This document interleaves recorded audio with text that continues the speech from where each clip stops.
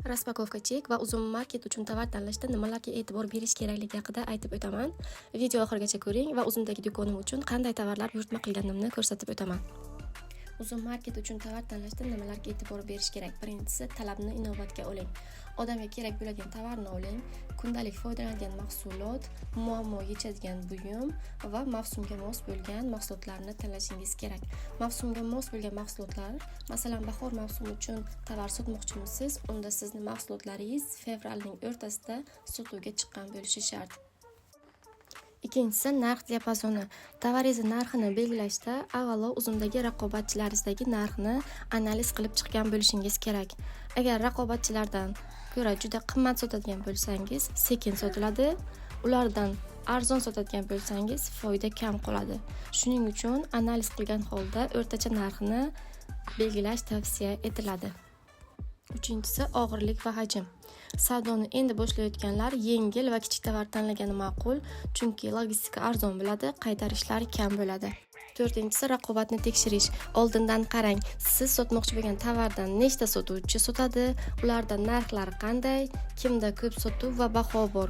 Shularni analiz qilib turib, siz ham tovaringizni sotishga va ushbu raqobatchilar bilan raqobatlasha olishingizga ko'zingiz yetsa, demak siz ham ushbu tovarni sota olasiz. Maslahat esa sizni u sotuvchilardan qandaydir farq bo'lishi kerak tovaringizda. Masalan, rangida, komplektida farq bo'lishi kerak, qanaqadir sovg'a qo'shib berishingiz mumkin yoki qadog'ini o'zgartirishingiz mumkin. Beshinchisi, bu qaytarish xavfi. Qaytarilishi kam bo'lgan tovarni tanlash kerak. Razmerga bog'liq bo'lmagan va texnik nosozlik chiqmaydigan tovarlar. Kiyimlar va oyoq kiyimlarda qaytarish foizi yuqori bo'ladi. Oltinchisi, sertifikat masalasi. Boshlanishda sertifikatsiz yoki oson hujjatli tovarlarni oling. Masalan, elektronika, kosmetika, bolalar mahsulotlari, gigiyena mahsulotlari, oziq-ovqatlar, bular hammasi hujjat talab qiladi. Brend tovarlari uchun ham hujjat kerak bo'ladi. Agar siz uzum marketga endi kirish boshlagan bo'lsangiz, hujjatsiz mahsulotlarni tanlaganingiz ma'qul. Masalan, kiyim-kechaklar, oyoq kiyimlar, aksessuarlar, soatlar, uy ro'zg'or buyumlari, dekorlar, bular uchun hech qanday sertifikat talab etilmaydi. Yettinchisi, marja, ya'ni foyda. Har bir tovaringizdan kamida 25-40% foyda qolishi shart. Chunki siz uzum uchun har bir tovaringizga komissiya to'laysiz, logistika puli to'laysiz, shularni inobatga olish kerak. Har bir tovardan qancha sof foyda qolishini, ya'ni marjasini hisoblash uchun Unit ekonomika jadvaldan foydalansangiz bo'ladi.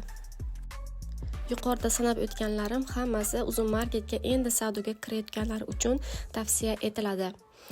Boshlash uchun eng yaxshi toifalar bu telefon aksessuarlari, uy uchun mayda texnika bo'lmagan buyumlar, ya'ni uy ro'zg'or buyumlari, avto aksessuarlar, ayollar aksessuarlari, ayollar uchun kundalik buyumlar sotish tavsiya etiladi.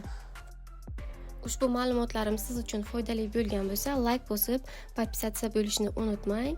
Agar siz ham uzum marketda faoliyatingizni boshlamoqchi bo'lsangiz, kommentariyada uzum so'zini yozib qoldiring va men sizni uzum kursimga 40% chegirmada qabul qilaman.